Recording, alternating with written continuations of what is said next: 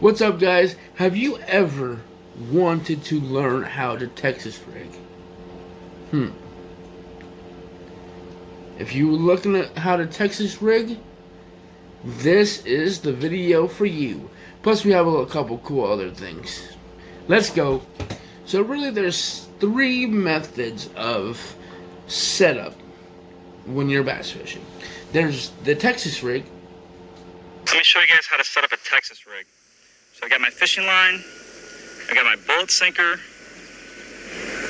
I've got my worm hook here, and I've got a soft plastic worm around here somewhere. So I'm going to grab this bullet sinker, and I'm going to put this fishing line, I'm going to take this fishing line and I'm going to run the line into the hole of this sinker. And then you've got your sinker weight. I'm just going to drop that down the line there. And then just real easy, I'm going to tie a Palomar knot to tie this hook to the line. If you don't know how to tie a Palomar knot, I'm not going to teach you in this video, but I do have a video on my website and on YouTube right here if you click on it, where you can actually learn how to tie a Palomar knot. So I'm going to tie my knot just like that. Got an extra piece of line here, this tag on line. I'm going to cut that with my pliers. And then I'm almost done here. All right. Let me grab my soft plastic worm. Just using like a 7.5 inch curly tail worm for this video. So I've got my sinker weight here. All right, my bullet weight, slip sinker weight. I've got my fishing hook here, and then my soft plastic worm. So let me show you how to do this. All right. So you've got your worm with your hook here. I'm going to take the point of the hook, and if for this worm it's a two-sided colored worm, to get your baits to actually sit up the right way on these hooks, whatever you think the bottom of the worm is, or the bait is, when you have your hook set up in this way like I have it, I take the bottom of the worm and I face it in towards this part of the hook. So it could be the bottom of the swim bait, whatever the bottom is. All right, then I run the point of the hook into this bait, maybe about an inch, maybe an inch and a half, and then I have the point of the hook come out of the bait just like that, and then I push this bait up onto the hook. I'm gonna get to this part. I flip it over here, and then I run it up over this curved part of the hook here, and then it's gonna sit just like that. Let me get you a better look here. All right. So now I haven't actually hooked this point of the hook back into the worm yet, but I'm pretty close to being done here. So I've got the worm sitting like that. The head of this worm is going to run up onto this line a little bit. Now I'm going to pull my worm straight. This is going to help me figure out where I need to put the point of the hook into the worm. All right, with the worm straightened out, you're going to see where this part, this edge of the, the curved part of the hook meets up with the worm. Where they meet up about right here, that's the part of the worm that the point of the hook needs to go up into. Okay? So the hook goes straight up into this worm, and then I'm going to pull the worm like that as the hook goes through, and you can see my worm sitting really nice on this hook here. All right? Now if I push this piece of plastic down, you can see that there's a little bit of space from the point of the hook and the worm. So this worm isn't rigged weedless yet. I'm going to take this piece of the worm, push it up over the point of that hook. They call that skin hook in a worm. And then I've got my slip sinker right here, my weight. And this is the Texas rig, guys. One of the most popular ways to rig soft plastic baits. There's the Carolina rig. All right. Well, the first thing you do is you take your sinker and you slide your sinker onto the line. Okay.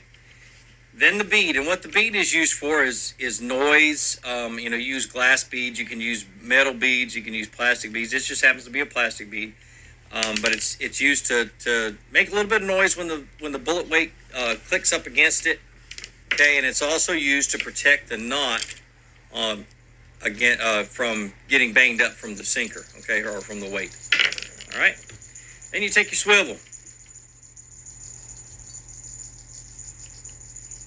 and you tie your swivel on. Any knot will do. That or any fishing knot will do. Really, I'm using a improved clinch knot.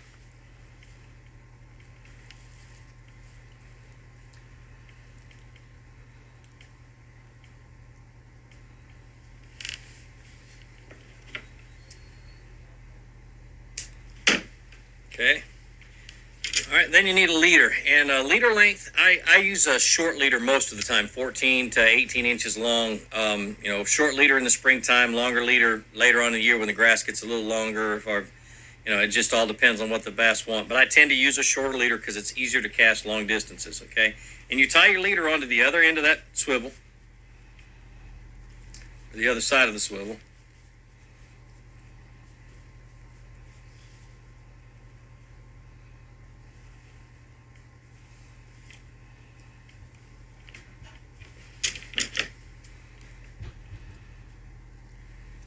Sure to cut the right end, the tag end. Okay. Then you just tie your worm hook on. Okay, this is a Gamakatsu offset round bend. Been using them for years. I do not like extra wide gap hooks.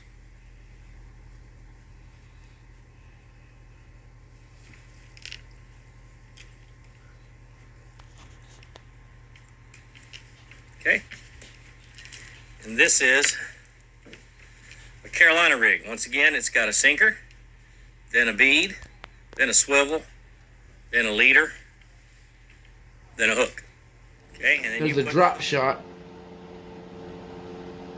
Yeah, it's the drop shot. First thing we're going to do is we're going to take our line through the front of the hook here and pull out about a foot of it. Now, loop that line over onto itself, like so. And we're going to twist our hook around 4 times.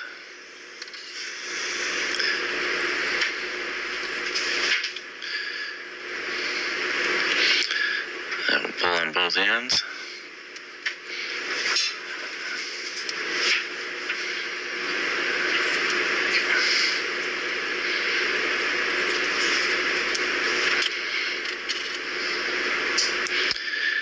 Cinch it down tight.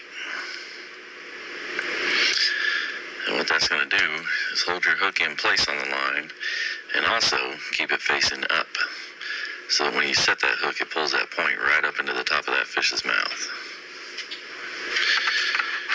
Now, you take your weight down on the bottom and we'll just tie a overhand knot one time. What that's going to do is allow the weight, and I like to leave a little bit of excess there on my tag line, but now if that weight gets caught on anything and I need to pull it out, it'll free the weight and I won't lose the whole rig, since the weight's going to be dragging the bottom. And for all of you that did not know, there's only 2 colors. 2 colors that bass can see. Go ahead and try to answer that in the comment section. But here is the answer.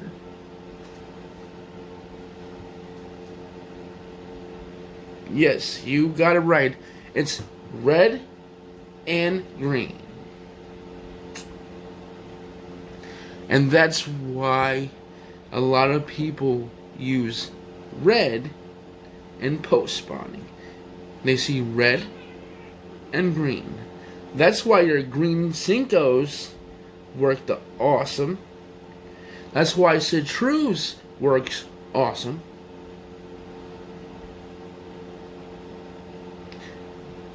Red and green. I don't know why everybody uses pink and all these other colors. Maybe the towns I don't know. I don't understand it. But bass only see red and green.